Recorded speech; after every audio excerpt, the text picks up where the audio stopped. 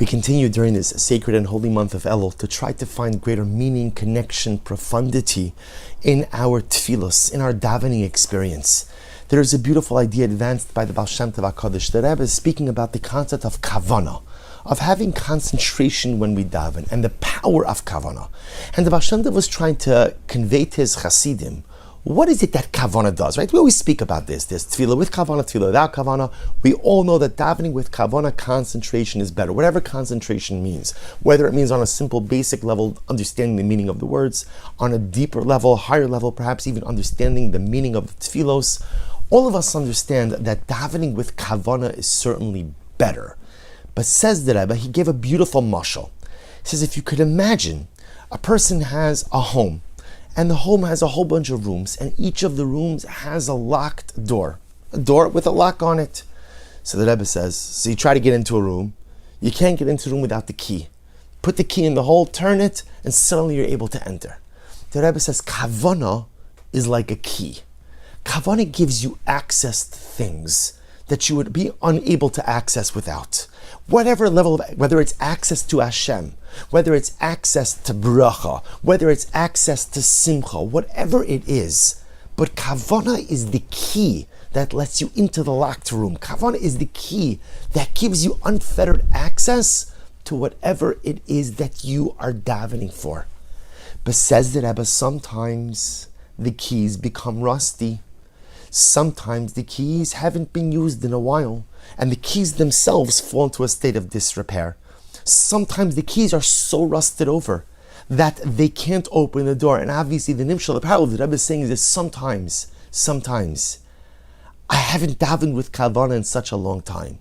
Or maybe I've never davened with kavanah. There are some of us like that although we've been davening for years, maybe it's been a long time since I've had a moving prayer experience, or maybe I've never had a moving prayer experience.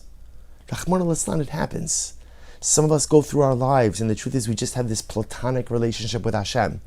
I go through the motions, I do what I'm supposed to do, but there's no depth, there's no meaning. Says the Rebbe, the keys have become rusted. So what do you do when the keys become rusted? So the Rebbe says, when the keys become rusted, that's where the power of a broken heart becomes first and foremost. With a broken heart, says the Rebbe, a Jew approaches Hashem with a broken heart. The Rebbe compares a broken heart to an axe. And what can you do with an axe? You could chop down the door. The lock is rusted, the keys are rusted. It's okay. With an axe, you could just bust right through. Says the Baal Shem Tov HaKadosh, that is the power of a broken heart. The keys, kavanah, open doors. A broken heart knocks down doors. A broken heart allows for unfiltered access to the Ribono Shel Olam. An incredible idea. You could use the keys of kavanah, but if for some reason you don't feel you have the keys of kavanah, you could always use a broken heart to break down the doors. I've been thinking a lot about this idea by the Baal Shem Tov, especially again in these days, as mentioned before, of Elul. We're getting ready just a few days away from starting Slichos. For our Ashkenazim, our Sephardic brethren are already well immersed into Slichos. Just a little bit more than a week and a half away from Rosh Hashanah, from the Yom Adin, the Day of Judgment. I was thinking about this idea of the power of a broken heart. And what does it mean to have a broken heart? So I think a lot of times when we think about broken heart, we assume that the reference is to sadness. And that's true. In other words, all of us know that sometimes, I mean, even on a personal level, that there was a situation in life in which was very difficult for me a couple of years ago, overwhelmingly difficult for me. And the truth is, I felt so broken. And I will tell you, in those moments that I felt so broken, never in my life have I felt so close to Hashem. And it's an interesting thing, because Baruch Hashem, that crisis resolved itself. Nothing resolved itself. The crisis was resolved, Baruch Hashem. And the truth is, I'll tell you that there are days, and this is going to sound strange, that I miss that feeling. I don't miss the crisis, to be clear, but I miss the feeling that the crisis engendered. Because in the midst of that crisis, I understood unequivocally, and probably in the clearest way and throughout my entire life, that I needed Hashem. There was nothing else in this world that was going to give me what I needed, except the Ribono Shel Olam. And I remember walking around day and night with a Sefer Tehillim in my hand. I remember again that my davening was different, Shacharos was different, Mincha was different, Ma'ariv was, everything was different. Everything was different. I don't hope for the crisis again. I'm okay. I'm okay if the crisis doesn't present itself again. But I miss the closeness. I miss the closeness. And to be honest, I've yet to replicate that closeness outside of a time of crisis. So a leiv shavar, a broken heart like the Baal Shem Tov calls it, we automatically associate it with a time of distress, a time of difficulty, a time of pain, a time of need. And so yes, the Rebbe teaches us that the power of a broken heart is that it busts through the door, knocks the door down. But I think brokenheartedness also means something a little bit different. And perhaps what a broken heart means is a willingness to make ourselves vulnerable to Hashem. You see, most of us are too afraid to make ourselves vulnerable. There was just an article in the Wall Street Journal that it was an incredible article that spoke about feeling good with the fact that you're not good at certain things, feeling good about not being good. So the article explained that so often in life, if I know I'm not good at something, I stay away from it. I stay away from it. I'm not good at it, so I'm going to focus on, I'm going to play to my strengths. And the truth is that there's a certain level of liberation that comes when you're okay with not being good at something. You could actually even enjoy the things that you're not so great at. You just have to accept, this is not the area that I'm going to excel, but I could still be good at it. And the article quoted a number of different examples. A woman who's a terrible surfer, but nevertheless, she likes to surf. Someone who's terrible at singing, but she likes to sing. I know I'm not going to be good. See, we're not good at not being good. We're not good at not being good. We're not good at allowing ourselves to be vulnerable. We're not good at allowing ourselves to acknowledge our own deficits and deficiencies. And that's because deep down, I'm Tzelem Elokim. I am made in the image of Hashem.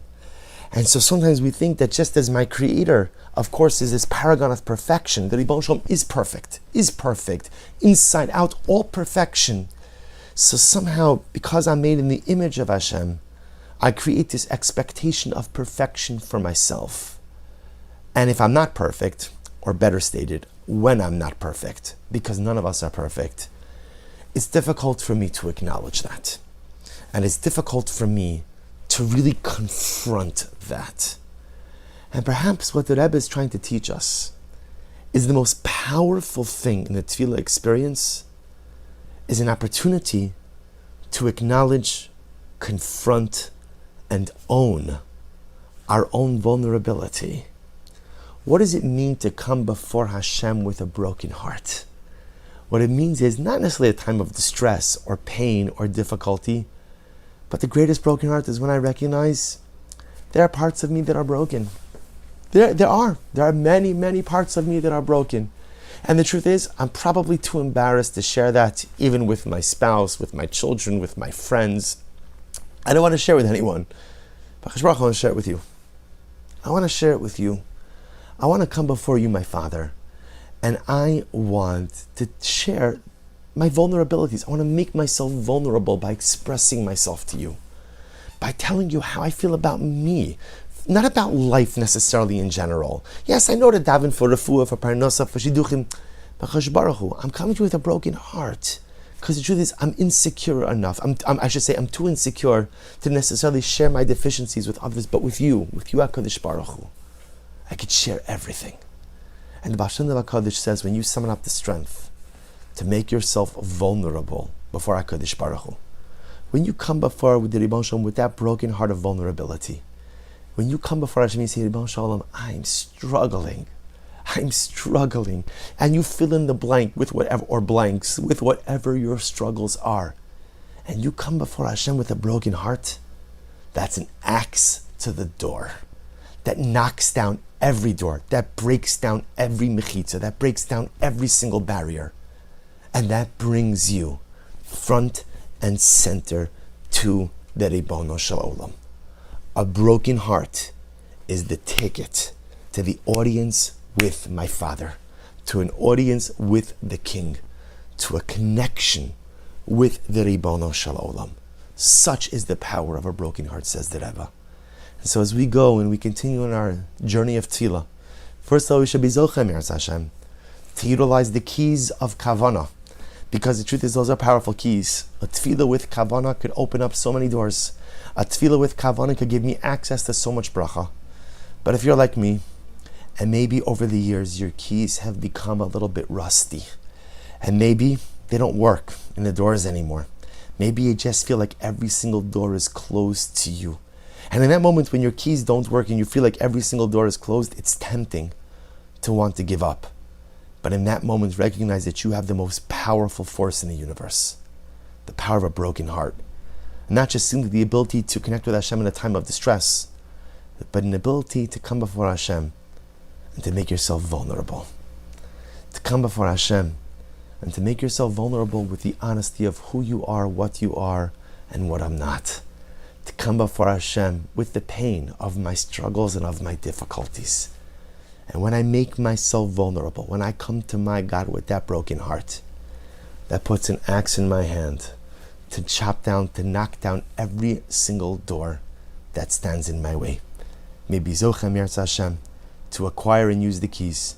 And when those fail, may be zochem, Yirtzeh Hashem, to break down everything that stands in our way with the power of a broken heart. Wishing everyone a wonderful day and a beautiful rest of Chodesh Elul.